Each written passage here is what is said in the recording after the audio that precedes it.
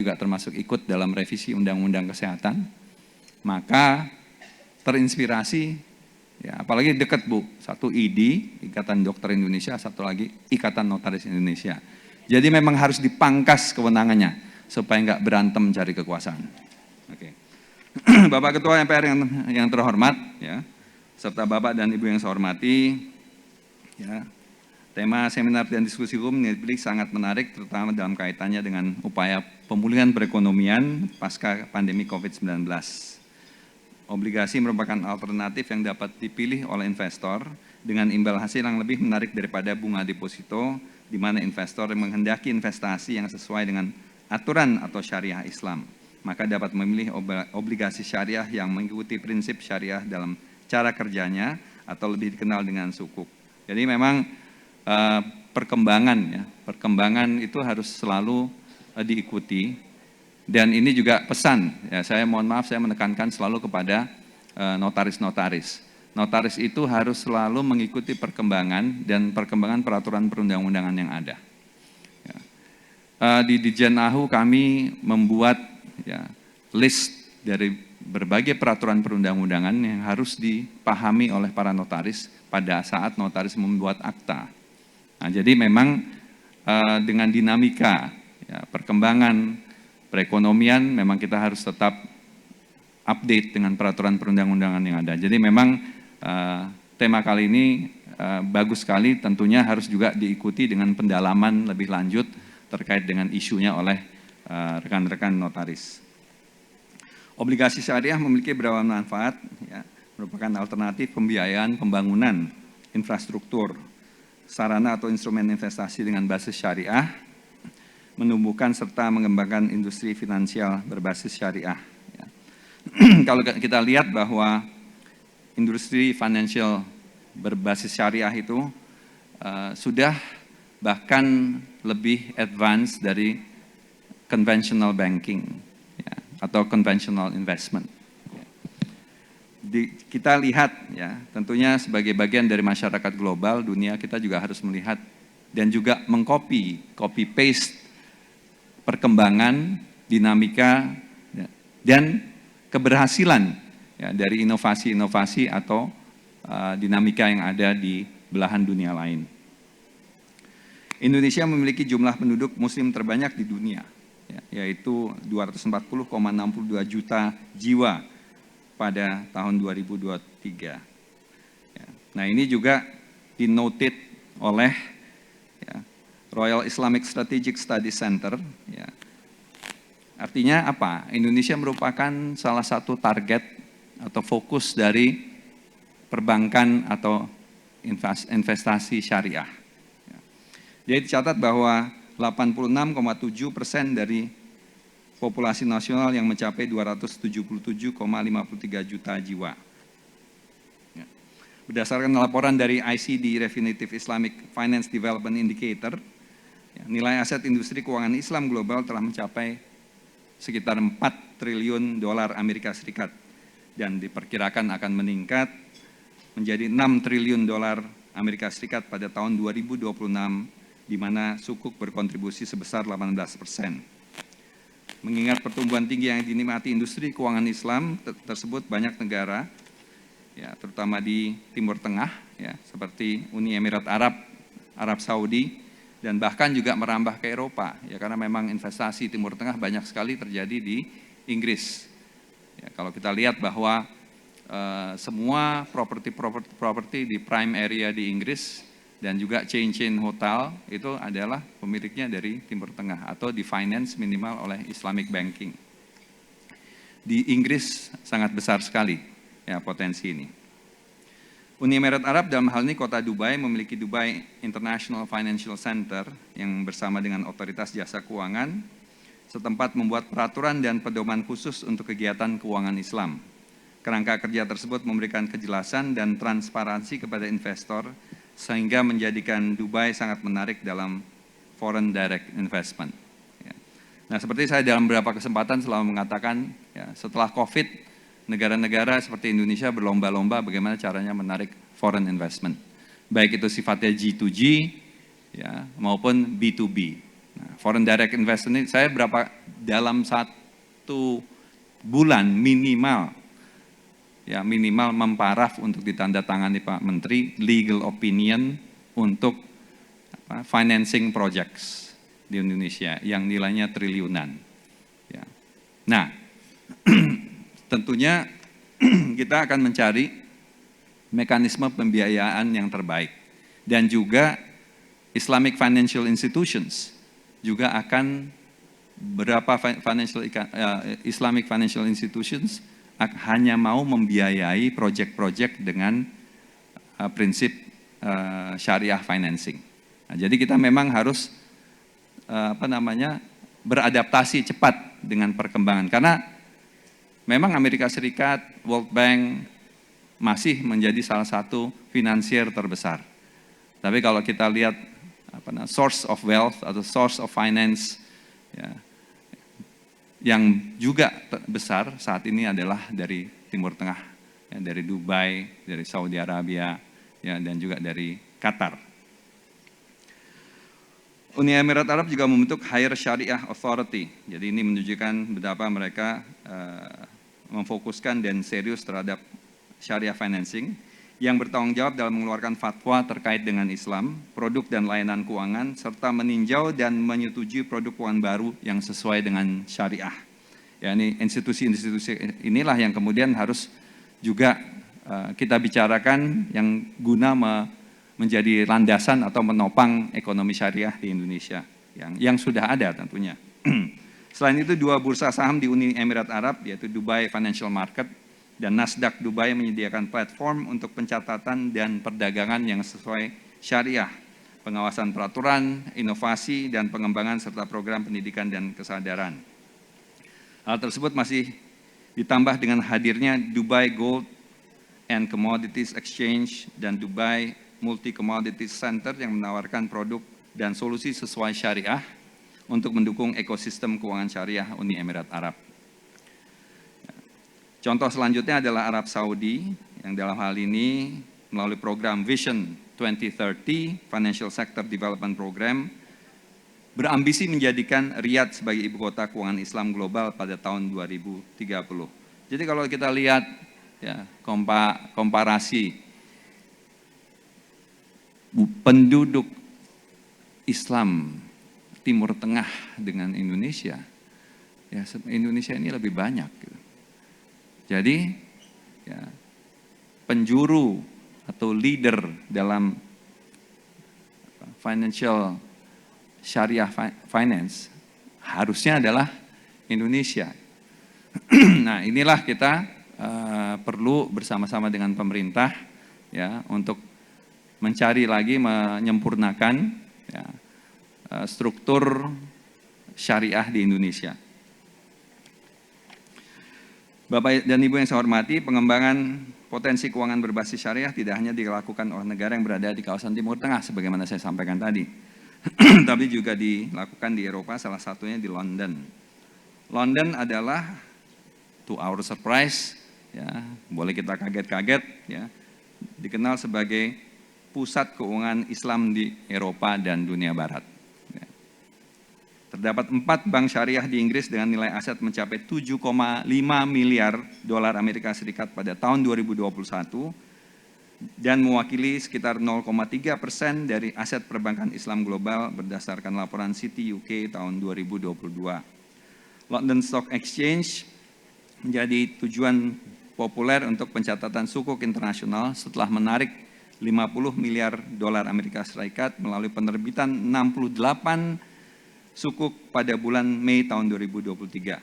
Ya, jadi Inggris menjadi pemain ekonomi syariah yang sangat penting ya. Dengan 37 dana aktif, aset sekitar 19,6 miliar dolar ya, berdasarkan laporan AFDI tahun 2022.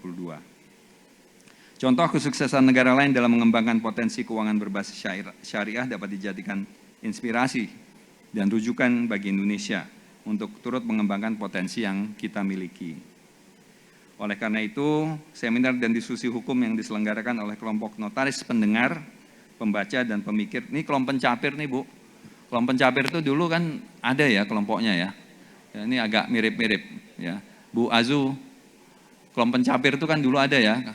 Ada kan, saya juga nonton tuh kalau masih SD atau SMP itu. Ya, siapa? Ya, ya betul Bu.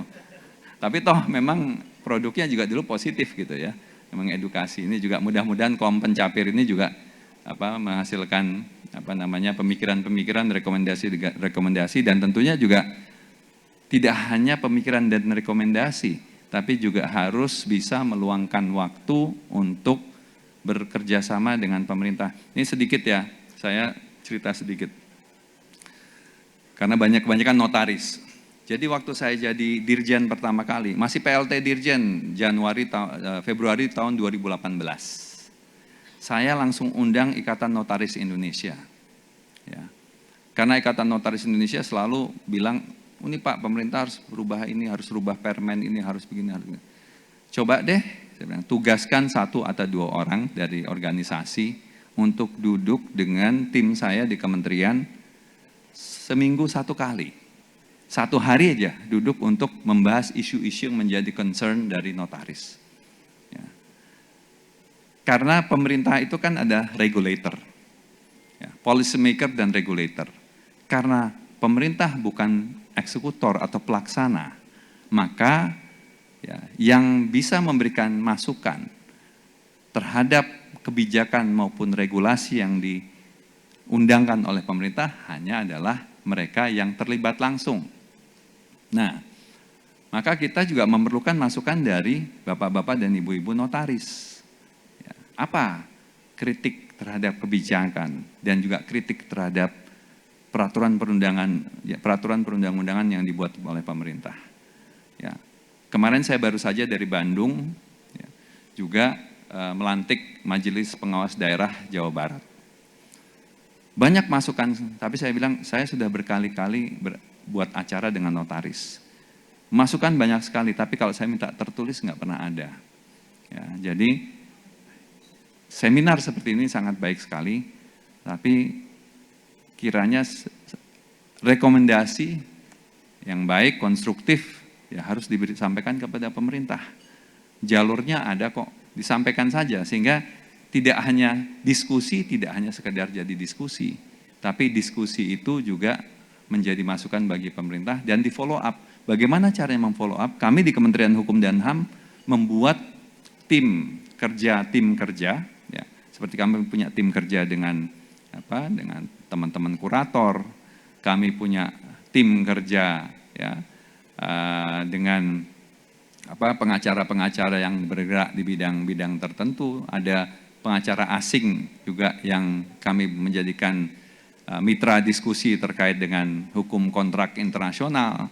Ya, ini juga notaris-notaris kami harapkan juga bisa menjadi tempat kementerian juga berdiskusi untuk menghasilkan kebijakan dan regulasi yang tepat. Ya.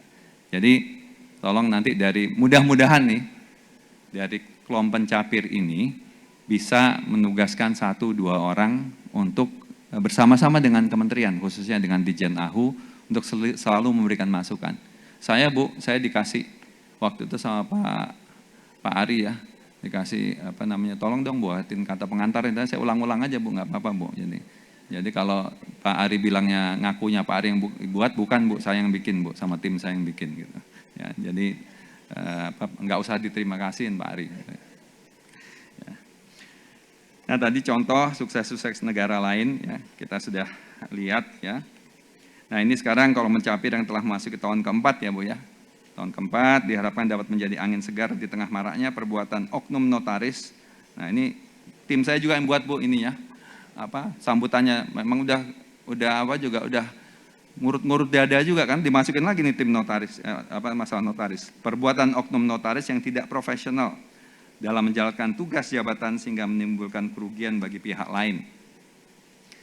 Ditjen AHU hampir setiap hari menerima surat dan kunjungan fisik dari masyarakat yang pada pokoknya menyampaikan keberatan sebagai dampak dari perbuatan yang dilakukan oleh oknum notaris, seperti hilangnya saham dan bergantinya kepengurusan baik PT maupun yayasan atau perkumpulan.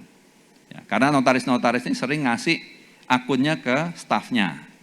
Padahal pelangnya, kantornya bukan nama stafnya. Ya. Jadi pernah juga ada notaris datang ke saya, bilang, Pak ini ada permasalahan begini, saya upload akta salah. Silakan, ini staf saya yang akan menjelaskan. Terus saya tanya, yang notaris siapa Bu? Saya yang notaris, tapi yang ngerti staf saya. Gitu. Ya. Jadi itu udah memang harus kemudian kita kembalikan lagi ke relnya notaris-notaris. Saya yakin 90% notaris melakukan itu, memberikan akunnya ke stafnya. Dan sehingga makanya banyak disalahgunakan oleh stafnya, ya, di saham orang hilang, ya akhirnya kemudian terseret ke masalah hukum, termasuk kemudian dilaporkan kepada penegak hukum. Tidak hanya itu, perbuatan oknum notaris tersebut juga seringkali membuat kami harus berurusan dengan aparat penegak hukum untuk memberikan keterangan dan menghadapi gugatan di pengadilan, baik pada perkara perdata maupun perkara tata usaha negara. Nah ini tadi saya sudah mengatakan pada 2 hari yang lalu saya melakukan pelantikan, dan ini juga memang ternyata banyak sekali notaris-notaris yang melakukan pelanggaran. Nah, kembali lagi soal pelanggaran terhadap notaris, kemarin saya sidang, MPPN sudah memecat 6 notaris ya, dengan sangat berat hati. Ini masih ada 96 perkara lagi yang ke MPPN, ya kelihatannya kalau dilihat-lihat sebentar, ya sekitar 30-an lagi dipecat juga gitu. Ya, apa boleh buat? Ya, harus tegas, karena itu pelanggarannya luar biasa, penggelapan pajak lah. Ya, ada juga notaris ya, hebat-hebat memang oknum-oknum notaris ini. Ada satu notaris di Palu yang berkali-kali ya, buat masalah, enggak juga di proses-proses, tapi saya pastikan saya sendiri akan mengadukan yang bersangkutan ke MPD. Saya yang mengadukan, karena MPD bilang enggak ada yang mengadu Pak. Oh ya enggak apa-apa, saya nanti yang ngadu ke MPD. Ya, biar naik terus nanti pecat. Ya, karena sudah banyak merugikan masyarakat notaris ini. Bisa Pak, notaris itu ya jadi ada notaris ya, yang sudah meninggal buat akta Pak. Ya. Terus SK-nya yang dibuat atas dasar akta tersebut kami cabut. Terus para pihaknya datang, dia bilang, Pak kenapa SK kami dicabut? Ya soalnya notaris kan sudah meninggal. Terus dia bilang, loh waktu buat akta itu, mohon maaf saya bilang, ya notaris yang almarhum itu turun ke bumi, atau bapak-bapak menghadap di langit sana, yang mana nih yang benar? Terus mereka bilang, ya itu nggak perlu Bapak pikirin, yang penting aktanya ada. Wah luar biasa memang. Ya. Jadi hal-hal yang seperti itu, karena itu pasti akunnya disebar kemana-mana. Akunnya dikasih kemana-mana itu. Ya. Kalau udah masalah baru nangis-nangis datang ke Dijanahu, minta perlindungan. Ya. Nah ini harus dibenahi nih. Jadi kaum pencapir ini sudah jauh bicara soal ya, pembiayaan melalui penerbitan obligasi dengan prinsip syariah dalam rangka mendorong kegiatan ekonomi sektor real, ya, tapi nyatanya masih banyak oknum notaris yang tidak profesional. Bagaimana mau bicara soal topik ini sementara masih yang belum profesional. Oleh karena itu saya minta juga ini suatu, saya pikir ini suatu perkumpulan yang sangat baik sekali. Didaftarin aja Bu sebagai perkumpulan berbadan hukum ya, malah bagus jadinya kan, jadi berbadan hukum. Ya. Nah, jadi supaya ini juga jadi pelopor ya, di tengah kevakuman tidak adanya pengurus yang sah dari Ikatan Notaris Indonesia, ya kami juga mengharapkan ada ya kelompok-kelompok dari notaris yang punya niat dan tujuan baik ya, untuk kemajuan kenotariatan, untuk men-serve masyarakat ya. Jadi organisasi akan kita pangkas kewenangannya. Tidak ada lagi perpindahan wilayah pakai rekomendasi, itu nggak ada. Pengda, Pengwil nggak ada lagi itu. Ya, karena yang kayak gitu-gitu biasanya jadi duit juga. Jadi kalau nggak kelompoknya nggak disetujui. Saya sendiri mengalami, kalau nggak kelompoknya, ya kalau nggak kelompoknya Pak TF nggak disetujui. Kalau nggak kelompoknya Pak Irfan nggak dikasih gitu. Jadi apa kok jadi ajang jadi kayak lebih dari, kalau Pak Menteri bilang lebih dari partai politik nih Ikatan Notaris Indonesia ini. Ya, jadi ini harus dikembalikan lagi supaya Ikatan Notaris Indonesia itu menjadi wadah ya, perkumpulan yang mewakili, yang melindungi justru kepentingan notaris, bukan yang justru menyulitkan atau memeras notaris. Ya. Bu Yurisa ada ketawa-ketawa aja semestinya belakang. Bu. Ya. Di pengurus baru, kongres. Oh enggak ya. Soalnya yang kongres maupun yang KLB enggak kementerian akui gitu. Jadi enggak apa-apa, tapi bikin sendiri enggak apa-apa lah. Ya. Bapak Ibu hadirin yang saya hormati, pada bulan Oktober tahun lalu, ya kita harus berbangga juga ini adalah kontribusi positif dari notaris. Saya tidak bilang semua notaris jelek, kontribusi positif dari notaris. Indonesia menjadi anggota Financial Action Task Force, ya, suatu organisasi antar pemerintah yang memastikan bahwa negara-negara anggotanya memiliki rezim anti pencucian uang dan anti pendanaan terorisme.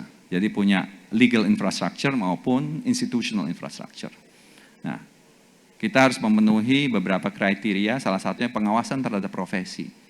Nah, pengawasan terhadap profesi itu 3 yang disorot, yaitu akuntan, pengacara, dan notaris. Jadi bayangkan bagaimana kedudukan dan peran notaris untuk ikut serta mengharumkan nama Indonesia. Atau juga mendukung agar Indonesia menjadi negara yang terpercaya dalam transaksi internasional. Ya, meskipun nilai kita masih belum terlalu tinggi, tapi kita alhamdulillah setelah berapa kali rounds of evaluation, ya, kita berhasil menjadi anggota FATF. Ya, jadi yang dinilai salah satunya adalah pemahaman notaris terhadap national risk assessment, sectoral risk assessment, ya sektor-sektor apa aja yang resikonya tinggi untuk terjadi potensi pelanggaran, ya, TPPU dan TPPT. Ya, bagaimana pelaporan notaris, bagaimana juga pemerintah mengawasi notaris dan memberikan sanksi yang tegas terhadap notaris-notaris yang memang melakukan pelanggaran hukum. Jadi kami itu pada akhirnya juga terpaksa mengambil tindakan-tindakan memberikan sanksi kepada notaris kami, karena kami ini dimonitor sama FATF. Ya. Kalau kita tidak lakukan, pemerintah tidak lakukan pengawasan dan memberikan sanksi, maka dianggap Indonesia ini tidak kredibel. Ya, notarisnya, pengacaranya, akuntannya tidak kredibel. Tapi alhamdulillah kita bisa menjadi anggota. Ya, pentingnya notaris karena memang notaris itu gatekeeper. Ya. Jadi kementerian dengan bersama-sama dengan kementerian lembaga lain, ya kita juga selalu mengupdate peraturan kita. Kita juga sudah mengeluarkan form-form customer due diligence, enhanced due diligence, PPATK juga sudah mengeluarkan kewajiban lapor GoAML dan sebagainya. Sebenarnya ini adalah suatu upaya dari pemerintah. Dan agar para notaris juga selalu mengupdate dirinya dengan peraturan perundang-undangan terkait dengan akta yang hendak dibuatnya, substansi akta yang dibuatnya. Gitu. Ya, seringkali gitu, mau buat perkumpulan keagamaan, ya terus nggak ngerti caranya gimana. Terus kemudian bahkan mengakses sistem administrasi badan hukum aja nggak bisa.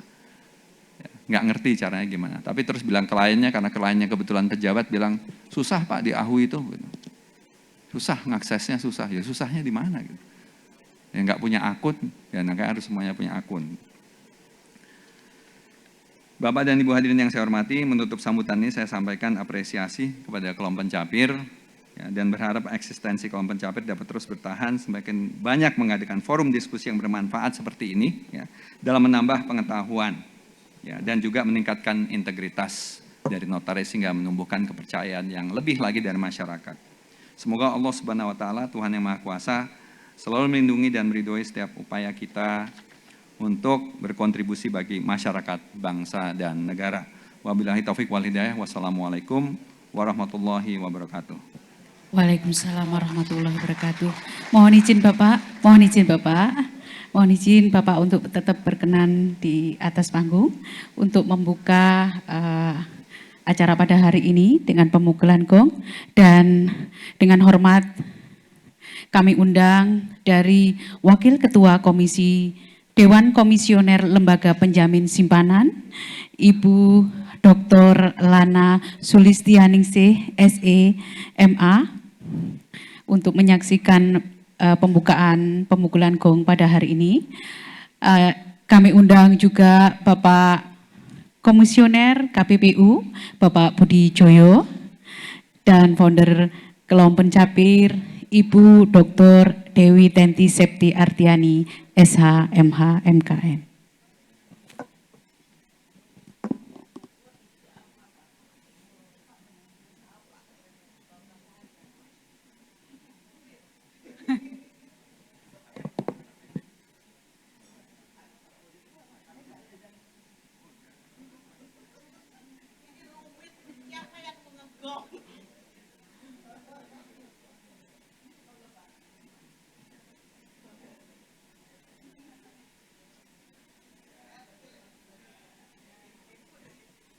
Izin Bapak,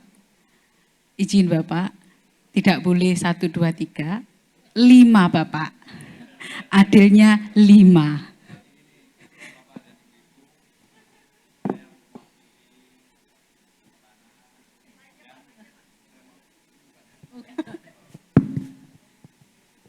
Jadi sebetulnya saya sungkan ini karena ada Bu Lana, ada Bapak Komisioner KPPU, jadi karena tadi saya juga tetap didorong untuk mukul gong, maka saya melakukan ini bukan saya ya dalam kapasitas sebagai Dirjen AHU, tapi karena saya memang ditugaskan oleh Bu Lana dan Pak Komisioner. Jadi ini penugasan mukul gong ini. 5 ya.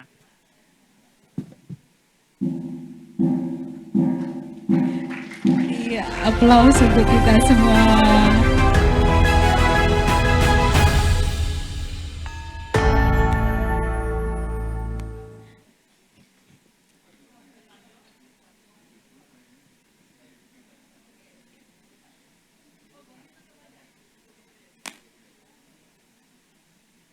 Berkenan untuk foto bersama.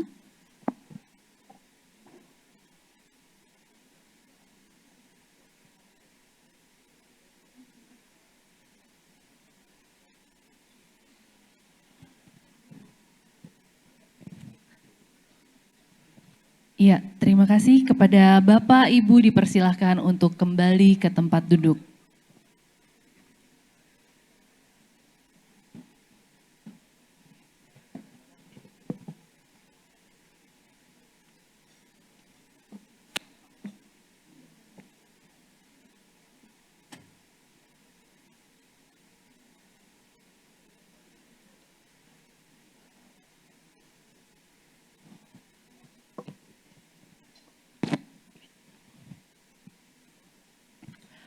Baik, Bapak Ibu yang kami hormati, alangkah baiknya kita memanjatkan doa terlebih dahulu.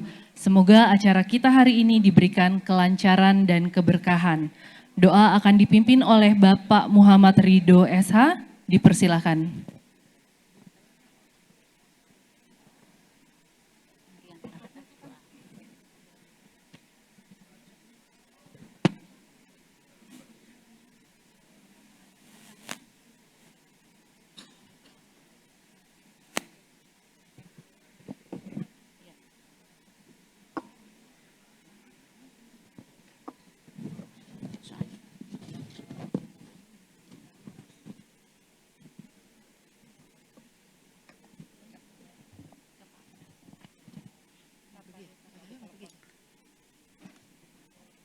Assalamualaikum warahmatullahi wabarakatuh.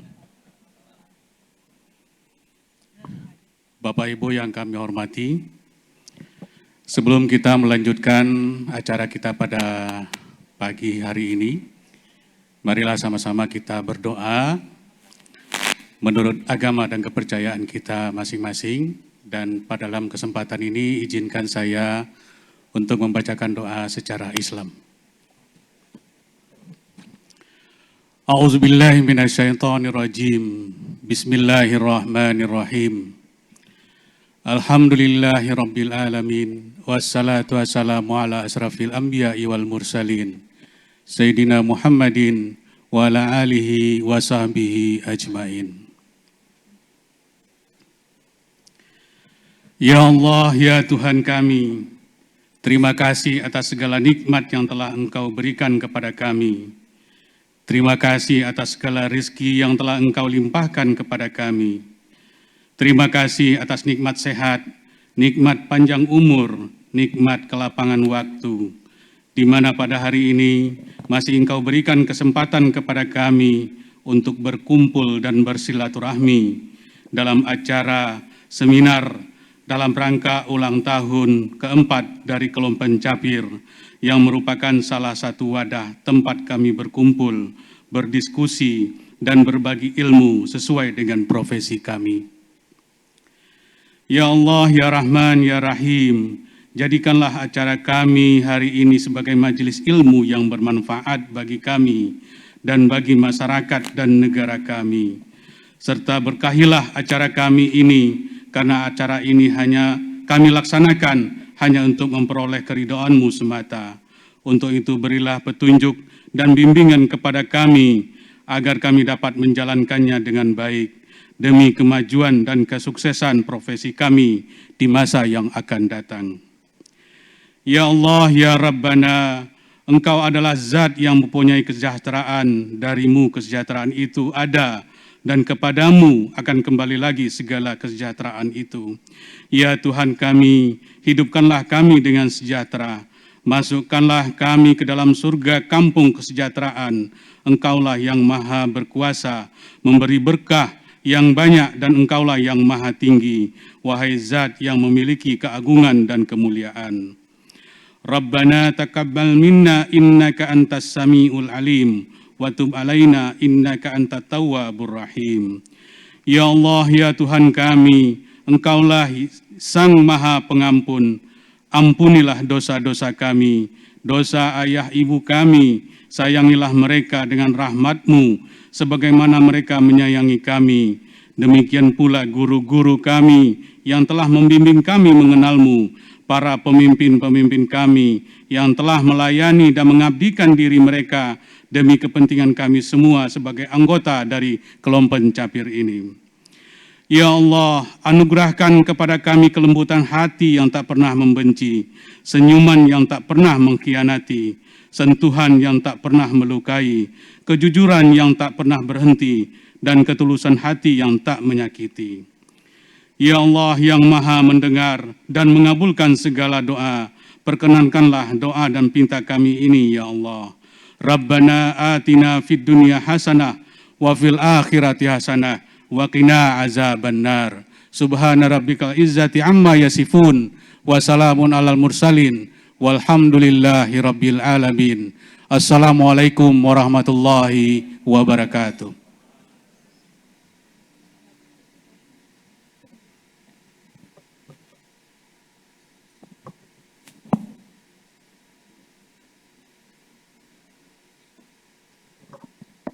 Amin, amin, ya Robbal Alamin. Bapak Ibu yang kami hormati, memasuki acara inti pada hari ini, diskusi ke-49 kelompok pencapir dengan tema pembiayaan melalui penerbitan obligasi dengan prinsip syariah dalam rangka mendorong kegiatan ekonomi sektor real. Diskusi akan dipandu oleh moderator yang cantik yang sudah tidak asing lagi di bidang jurnalis. Untuk itu kami mengundang Ibu Vesi Alwi SH MKM.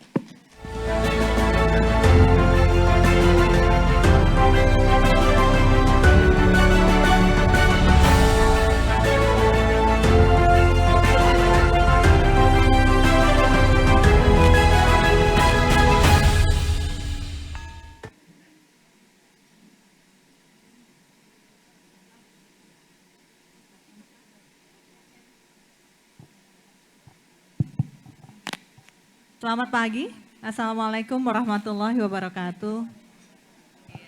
Pak Cahyo, Bu Lana, Bapak-Bapak dari KWPU, Kang Azu, Mbak Dewi, dan teman-teman, kolega saya, notaris, dan juga para peserta diskusi pada pagi hari ini.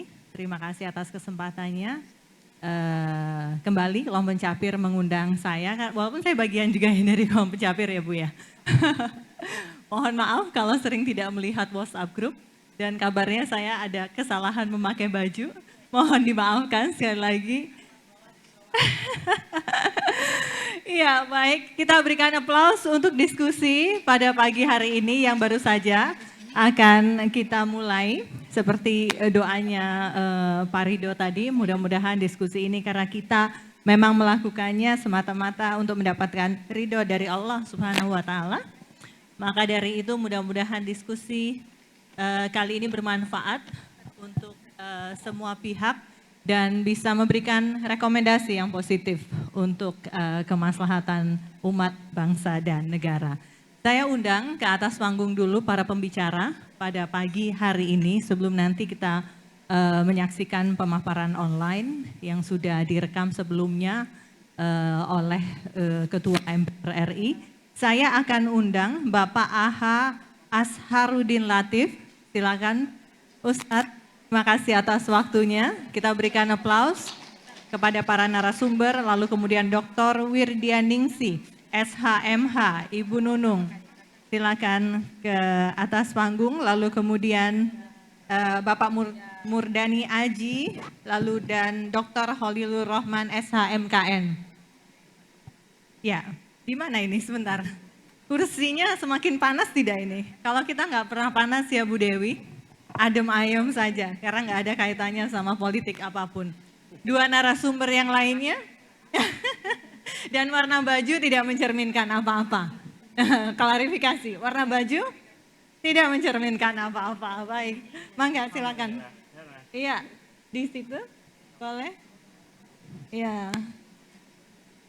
Nanti saya bacakan CV-nya masing-masing.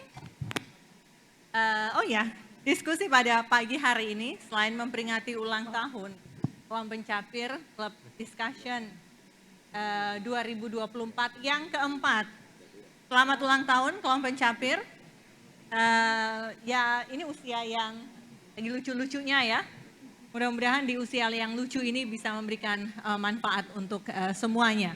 Dan diskusinya pada hari ini kita bicara soal pembiayaan melalui penerbitan obligasi dengan prinsip syariah dalam rangka mendorong kegiatan ekonomi sektor real. Nanti saya akan ya sedikit banyaklah bicara soal obligasi syariah, berarti obligasi syariah.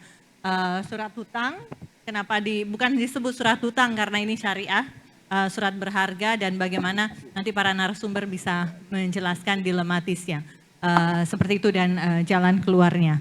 Kita akan saksikan dulu pemaparan dari Dr. H. Bambang Susatyo SE, SH MBA, Ketua MPR RI.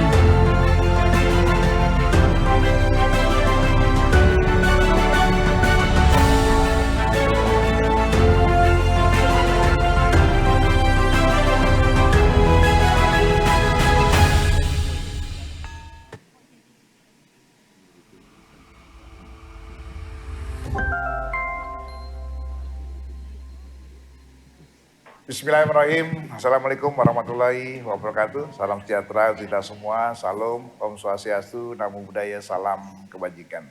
Yang saya hormati dan saya banggakan, Ketua Dewan Komisioner Lembaga Penjamin Simpanan LPS, Dr. Purbaya Yudi Sadewa, PSD. Direktur Jenderal Administrasi Hukum Umum, Kementerian Hukum dan Hak Asasi Manusia, sahabat saya Mas Cahyo Radian Muzar, SHLLM. Pemerhati Koperasi, UMKM dan Ekonomi Kreatif, Dr. Dewi Tenti Septi Artiani Elsa MH MKN. Para narasumber seminar, Bapak Ibu, tamu undangan, serta hadirin sekalian yang berbahagia. Pertama-tama tentu kita panjatkan puji syukur kehadirat Allah Subhanahu wa taala bahwa kita semua pada hari ini masih diberikan kesehatan dan limpahan rahmat serta karunia-Nya, sehingga dapat hadir dalam keadaan sehat walafiat pada acara seminar diskusi hukum dalam rangka HUT keempat Kelompok Pencapir dan sekaligus peluncuran buku Kapita Selekta Hukum Perdata dan Kenotariatan. Mengawali sambutan, saya ingin menyampaikan permohonan maaf yang sebesar-besarnya saya tidak dapat hadir secara langsung karena ada agenda yang bersamaan di dapil saya yang harus saya hadiri pada hari ini. Saya sudah 2 minggu lebih di dapil dan saya baru kembali ke Jakarta nanti setelah pencoblosan 14 Februari yang akan datang. Semoga jarak yang memisahkan kita hari ini tidak mengurangi makna kebersamaan kita. Bapak Ibu sekalian, pada kesempatan yang baik ini saya juga ingin mengucapkan selamat hari jadi yang keempat kepada kelompok diskusi Kelompok Pencapir. Di tengah berbagai persoalan kebangsaan yang mengemuka hari ini, kehadiran forum-forum diskusi seperti Kelompok Pencapir ini akan menjadi oase di tengah dahaga keilmuan masyarakat. Meskipun usia kelompok diskusi ini masih sangat muda, atau 4 tahun, tapi saya yakin dan percaya telah banyak kontribusi pemikiran yang telah disumbangkan. Ucapan selamat juga saya sampaikan atas peluncuran buku yang berjudul Kapita Selekta Hukum Perdata dan Kenotariatan.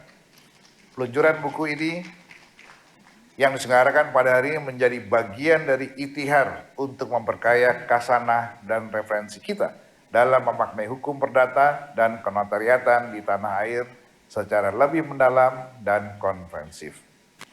Merujuk pada tema seminar hari ini, pembiayaan melalui penerbitan obligasi dengan prinsip syariah dalam rangka mendorong kegiatan ekonomi sektor real.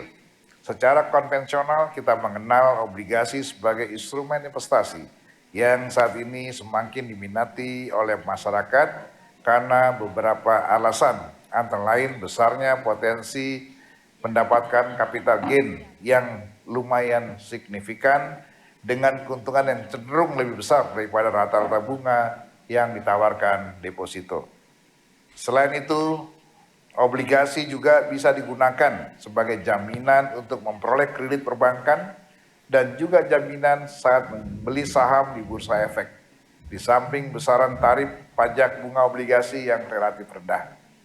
Sebagai instrumen investasi tentu juga ada kekurangan dan faktor risiko, misalnya risiko gagal bayar, ketergantungan pada nilai pasar keuangan, dan keterbatasan dalam fleksibilitas pencairan dana obligasi. Namun risiko-risiko tersebut tentunya dapat diminimalisir, misalnya dengan pemilihan investasi obligasi milik pemerintah yang lebih aman, penyiapan dana cadangan yang bisa digunakan sewaktu-waktu di luar obligasi, serta melakukan riset tentang risiko tingkat bunga agar dapat dijual di pasar sekunder dengan harga yang relatif tinggi. Lalu bagaimana dengan obligasi syariah? Dibandingkan dengan obligasi konvensional, obligasi syariah memiliki beberapa perbedaan dalam beberapa aspek, antara lain dalam hal prinsip investasi, risiko, struktur, penilaian, dan regulasi. Pada prinsipnya, obligasi syariah dikelola dengan prinsip-prinsip syariah, misalnya keuntungan dari obligasi syariah diperoleh dari bagi hasil, bukan bunga seperti pada obligasi konvensional. Karena dikelola dengan basis syariah sehingga tidak perlu diragukan kesesuaiannya dengan rujukan ajaran agama. Saudara-saudara sekalian, hadirin yang saya hormati, pembiayaan melalui obligasi syariah dapat mendorong kegiatan ekonomi sektor real karena obligasi syariah menjadi investasi yang dapat meningkatkan kapasitas produksi dan penciptaan lapangan pekerjaan. Sektor real yang antara lain meliputi pertanian, industri, pertambangan, pariwisata, dan konstruksi menjadi prioritas karena selain membantu penciptaan lapangan pekerjaan juga memiliki kontribusi penting sebagai sumber penerimaan negara melalui pajak dan retribusi, serta menopang pertumbuhan ekonomi yang sehat dan berkelanjutan. Secara umum, peran obligasi syariah dalam menopang pertumbuhan ekonomi pada sektor real tercermin dari kontribusi ekonomi syariah pada perekonomian nasional kita. Merujuk pada data yang dirilis Bursa Komoditi dan Derivatif Indonesia atau Indonesia Commodity and Derivative Exchange, transaksi syariah pada 2024 diprediksikan mencapai 2,3 triliun. Proyeksi kenaikan tersebut naik dari realisasi tahun 2003 senilai 1,2 triliun, sehingga optimisme ini mengacu dan membuat kita optimis kalau kita mengacu pada data transaksi komoditas syariah tahun 2023 sebesar 1,2 triliun yang mengalami pertumbuhan sebesar 54% dibandingkan dengan 2022 dengan total transaksi yang hanya mencapai 785 miliar rupiah. Hal ini peluang jasa keuangan dan ekonomi berbasis syariah sangat terbuka lebar. Dengan pertumbuhan kelas menengah yang berkembang pesat, kebutuhan untuk berinvestasi dan menggunakan layanan jasa keuangan pun semakin beragam, termasuk di dalamnya obligasi syariah yang diprediksi juga akan semakin meningkat. Besarnya peluang pertumbuhan ekonomi berbasis syariah ini juga ditopang oleh fakta bahwa mayoritas 66,7% penduduk Indonesia atau sekitar ada 277,5 juta jiwa adalah Muslim atau beragama Islam. Namun memang kesadaran masyarakat memanfaatkan jasa keuangan berbasis syariah masih perlu dibangun karena masih sangat rendah. Di saat yang sama, kualitas layanan jasa dan kemudahan akses keuangan syariah juga harus terus ditingkatkan. Jika kita mampu memanfaatkan peluang momentum ini dengan baik, bukan tidak mungkin Indonesia bisa menjadi pusat perkembangan keuangan syariah di tingkat regional bahkan di dunia. Saudara-saudara yang saya hormati, demikianlah beberapa hal yang dapat saya sampaikan sebagai pengantar diskusi. Sekali lagi saya ucapkan selamat dan semoga forum diskusi ini dapat menghasilkan gagasan yang segar dan bermanfaat bagi pengembangan obligasi syariah yang dapat mendorong pertumbuhan ekonomi khususnya pada sektor real secara nyata. Akhir kata dengan mengucapkan Bismillahirrahmanirrahim. Dengan ini seminar diskusi hukum dalam rangka HUT keempat kelompok pencapir dan sekaligus peluncuran buku Kapitas Lekta Hukum Perdata dan Kenotaretan secara resmi saya buka. Ya, kita berikan aplaus. Sekian, terima kasih. Wabillahi taufiq wal hidayah. Wassalamualaikum warahmatullahi wabarakatuh. Waalaikumsalam warahmatullahi wabarakatuh. Menyempatkan waktu ya, meskipun masih di dapil untuk membuka diskusi secara online hari ini. Begitu. Selanjutnya saya akan memberi kesempatan kepada Ibu Dr. Lana Sulistianingsih SEMA untuk menyampaikan keynote speech lagi, keynote speech yang kedua. Ibu Lana ini adalah Wakil Ketua Dewan Komisioner Lembaga Penjamin Simpanan atau LPS. Ibu Lana, silakan, waktu dan tempat kami persilakan.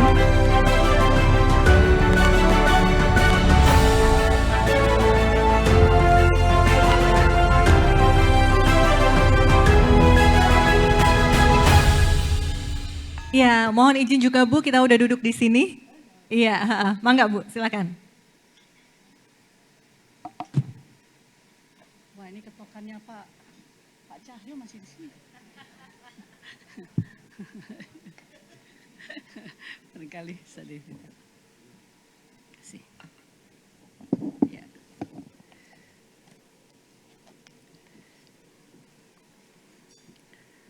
Buka kerpean dulu, Bu.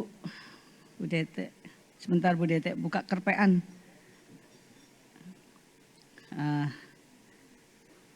Ya, baik, makasih. Bismillahirrahmanirrahim. Sebelum saya mulai, boleh saya berpantun dulu Bapak Ibu? Ya, cakepnya jangan lupa ya, yang keras. Supaya rileks.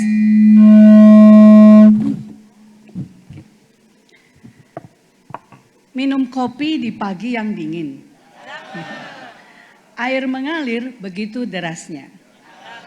Selamat pagi para hadirin, semoga kelompok pencapir semakin jaya. Baik, selanjutnya saya ingin menyapa yang terhormat, tadi Pak Bambang Susatyo sudah menyampaikan opening speech-nya. Bapak Cahyo Rahadian Muzar, SH LLM, Direktur Jenderal Administrasi Hukum Umum Kemenkumham Republik Indonesia. Bapak Budi Joyo Santoso, SEMM, Komisioner Komisi Pengawas Persaingan Usaha KPPU. Kemungkinan Bapak Maijen TNI Purnawirawan Agus Arif Fadila SIP, Deputi Pemantapan Nilai-Nilai Kebangsaan Lemhanas Republik Indonesia, barangkali sudah hadir. Dan juga Bapak Dekan Fakultas Hukum Universitas Indonesia, Bapak Dr. Parulian Paidi Aritonang, SH LLM MPP, mungkin juga sudah hadir. Tentunya kepada Bu Dete atau Ibu Dr. Dewi Tenti Septi Artiani, SH MH MKN. Beliau ini kelihatannya terlalu banyak energinya ya, sehingga begitu banyak yang dikerjakan. Ya Bu Dete, mana Bu Dete ya? Oh, iya. Luar biasa Bu Dete ini. Kemudian juga Bapak Profesor Dr. H. Muhammad Saleh, SH MH FCB ARB, Ketua Umum Perkumpulan Persatuan Purnabakti Hakim Indonesia, barangkali juga sudah hadir. Dan yang kali ini nih saya sebetulnya agak sungkan karena beliau inilah yang ahli syariah. Tapi karena saya mewakili Pak Ketua Dewan Komisioner, Pak Purbaya Yudi Sadewa, mohon maaf Bapak Ibu, beliau masih dalam perjalanan dari luar kota sehingga kami ditugaskan untuk menyampaikan keynote barangkali ya, tadi terkait dengan kesyariaan. Nah ini Pak Ashar ini sudah luar biasa kalau kita bicara syariah. Jadi izin Pak Ashar, saya ada di sini. Tapi mohon nanti kalau saya ada salah disampaikan ya Pak. Bapak AH Azharuddin Latif, MAG, MH, beliau Ketua Bidang Edukasi, Sosialisasi, dan Literasi di SNMUI, yang juga anggota Komisi Syariahnya LPS, Lembaga Penjamin Simpanan. Dan tentunya Bapak Ibu Notaris maupun yang hadir lainnya pada kesempatan pagi hari ini. Assalamualaikum warahmatullahi wabarakatuh. Salam sejahtera, Swastiastu, Namo Buddhaya, salam kebajikan. Syukur alhamdulillah kita panjatkan kehadirat Allah Subhanahu wa taala karena dengan rahmat dan perkenannya kita dapat berkumpul bersama dalam acara hari ulang tahun keempat kelompok notaris, pendengar, pembaca dan pemikir. Tapi ya kalau disingkat benar juga ya jadi kelompok pencapir ya. Ini yang menemukan nama ini siapa ya? Bu Dete juga. Iya kayaknya Pak Azu, Bu Dete kurang aktivitas di rumah ya. Jadi semoga kelompok pencapir semakin jaya dan terus memberikan kebermanfaatan kepada semua pihak. Tentu pertama-tama kami mewakili Lembaga Penjamin Simpanan mengucapkan terima kasih mendapat kesempatan di acara kelompok pencapir di HUT keempat ini untuk menyampaikan materi pada hari ini. Dan izinkan saya menyampaikan materi terkait outlook ekonomi dan perbankan syariah di tahun 2024. Izin bisa Mas Rifki bisa dibantu? Ya, Bapak Ibu sekalian, mungkin nggak afdol kalau kita bicara potensi ekonomi syariah kita ke depan tanpa atau barangkali kurang menyinggung kondisi global saat ini ya. Karena bagaimanapun kondisi global ekonomi ini sangat berdampak kepada perekonomian kita. Jadi kalau kita lihat di halaman ini, beberapa hal saja yang barangkali bisa saya sampaikan secara garis besar. Memang ada beberapa negara yang sekarang itu penting untuk kita perhatikan, ya khususnya tentu Amerika Serikat ya. Ini nggak bisa kita abaikan, memang Amerika ini masih menjadi semacam patron dalam perekonomian dunia. Kondisi di sana mereka masih dalam upaya untuk menekan inflasi yang cukup tinggi, mereka harus kembali ke level 2%. Saat ini inflasi di Amerika itu 3,4%. Nah, efek dari inflasi yang masih tinggi di Amerika Serikat membuat tekanan suku bunga di Amerika itu masih terus naik. Nah, akibat tekanan bunga yang naik itu bagi kita di Indonesia tentu juga harus memperhatikan apakah kita akan mengikuti kenaikan tersebut ataukah kita diam atau sambil menunggu, istilahnya wait and see. Tekanan kedua terutama berasal dari Timur Tengah. Kita ketahui Bapak Ibu sekarang tekanan dari geopolitik di Timur Tengah cukup mengkhawatirkan karena selain Israel dan juga Palestina di Gaza, juga beberapa negara Arab yang lain mengalami sedikit goncangan atau instabilitas di dalam politiknya. Yang lain lagi adalah kondisi di Tiongkok. Ekonomi Tiongkok ini juga menjadi acuan kita karena kita itu banyak mengekspor ke Tiongkok. Jadi kalau misalnya di Tiongkok ini kondisi ekonominya melemah, tentu perekonomian kita juga akan ada potensi melambat. Ekonomi Cina atau Tiongkok ini di tahun 2023 masih kita kategorikan lemah walaupun pertumbuhannya 5,2% secara tahunan. Ini secara historis sebetulnya cukup rendah buat Tiongkok. Beberapa waktu yang lalu di mana Tiongkok pernah jaya-jayanya itu pertumbuhannya mencapai sekitar hampir 12%. Jadi pada 5,2 ini memang relatif lemah untuk ukuran Tiongkok dengan populasi yang sudah di atas 1 miliar. Selebihnya juga kita juga melihat ada potensi geopolitik antara Taiwan dan Tiongkok yang juga menjadi ancaman bagi stabilitas di Asia, khususnya di Asia Timur. Nah di Eropa bagaimana? Sama. Di Eropa juga terjadi ketidakstabilan khususnya geopolitik antara Ukraina dan Rusia yang sudah berjalan barangkali 3 tahun ya. Dan belum ada tanda-tanda perbaikan atau ada kesepakatan untuk berdamai. Selanjutnya, kalau kita lihat materi berikutnya Mas, ya. Pertumbuhan ekonomi global untuk tahun 2024 ini diproyeksikan oleh saya kira ini IMF ya, Dana Moneter Internasional itu sekitar 2,4%. sangat kecil sebetulnya Bapak Ibu. Kalau kita lihat ekonomi dunia pernah tumbuh sebesar 6,2%. Sementara inflasi juga diperkirakan masih akan tinggi. Efek dari geopolitik tadi membuat biaya energi itu menjadi meningkat karena ketidakstabilan tadi membuat kekhawatiran terutama di Timur Tengah dengan langkanya atau berkurangnya supply, bukan langka tetapi berkurangnya supply minyak di dunia. Nah, bagaimana di Indonesia? Kita alhamdulillah di tahun 2023 diperkirakan masih bisa tumbuh sekitar 5%. Boleh lanjut? Ya, ini sekitar 5,3%, walaupun di kuartal ketiga nampaknya kalau kita lihat potensi ke 5,3 agak berat, tapi di atas 5 masih mungkin terjadi, sekitar 5,1 atau 5,2 bisa saja terjadi. Sementara inflasi kita di Indonesia relatif juga terkendali. Inflasi kita di akhir tahun 2023 tercatat 2,6%. Sementara kita ketahui di Amerika tadi sudah 3,4% dan di banyak negara yang lain juga masih tinggi. Nah, beberapa indikator yang mengindikasikan bagaimana kondisi ekonomi kita, ini ada beberapa hal yang bisa kita lihat. Pertama adalah indikator konsumsi. Nah, Bapak Ibu, kita ini masih punya kekuatan konsumsi yang baik sekali ya, sehingga kekuatan konsumsi inilah yang menjadi salah satu pendorong dari pertumbuhan ekonomi kita. Hasil survei dari Bank Indonesia terkait dengan indikator konsumsi itu terlihat di tabel ini ya. Pada Januari 2024 tercatat 115,1. Nah, kalau indikator dari kepercayaan konsumen itu di atas 100, sebetulnya itu menunjukkan ekonomi kita sedang ekspansi. Jadi terima kasih buat Bapak Ibu semua yang sudah berkonsumsi ya, karena itu adalah salah satu kekuatan kita. Ya, boleh Pak Asar ya, padahal katanya dalam agama harus hemat bukan? Harus konsumsi juga, alhamdulillah, insya Allah ya. Jadi di depan ini saya lihat banyak bazar. Kalau begitu kita harus segera konsumsikan untuk mendorong ekonomi Indonesia ya. Terima kasih Ustadz. Kemudian yang lain lagi kita lihat bagaimana perkembangan di sektor real. Karena topiknya ini adalah berkaitan dengan sektor real. Kalau kita lihat penjualan retail ini memang agak melambat di Desember 2024 ya. Tetapi masih di atas level dasarnya, tahun dasarnya masih tetap di atas yang positif.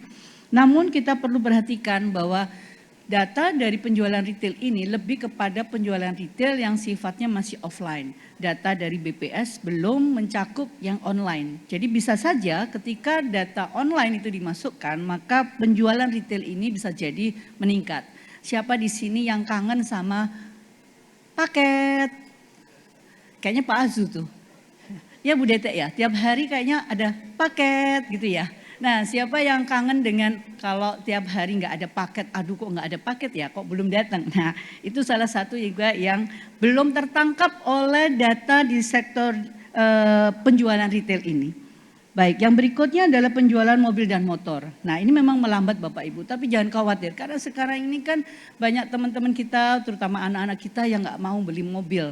Karena apa? Ribet, parkir, macet segala macam. Jadi ada Gojek, ada Gokar. Nah, ini muncul di sini. Jadi bisa jadi ke depan mungkin indikator penjualan mobil dan sepeda motor ini nggak perlu lagi ya. Nah, dari beberapa indikator yang lain, khususnya yang ini adalah Purchasing Managers Index. Ini menunjukkan perkembangan di sektor manufaktur dan juga menunjukkan di atas level 50 yang artinya ekspansi. Jadi Bapak Ibu kalau melihat indikator ini artinya bukan saya ingin berkampanye ya bahwa ekonomi kita itu bagus, tetapi memang ada indikasi bahwa ekonomi kita itu masih cukup kuat ya, terlihat dari data-data. Nah, berikutnya boleh lanjut bagaimana sektor perbankan, karena sektor perbankan ini adalah sektor yang mendukung perekonomian kita. Kalau kita lihat dari sisi dana pihak ketiga, simpanan nasabah, ini ada pertumbuhan sekitar 3,73 year on year per Desember tahun 2023. Memang agak melambat Bapak Ibu, kalau kita lihat grafik sebelah kiri itu trennya menunjukkan perlambatan. Tetapi perlambatan ini di satu sisi menunjukkan hal yang positif, terutama di giro.